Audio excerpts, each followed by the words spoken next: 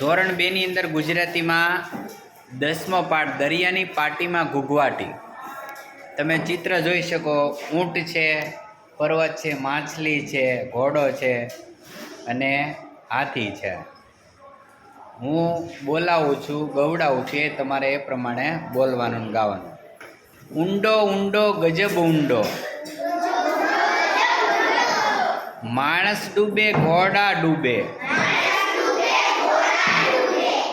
ઊંચા ઊંચા ઊંટ ડૂબે,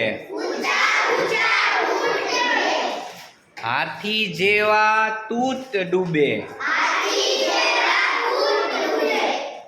કિલ્લાની કિનાર ડૂબે, મહેલના મિનાર ડૂબે, તાડ જેવા ઝાડ ડૂબે, મોટા મોટા પહાડ ડૂબે, ગાંડો થઈને રેલે તો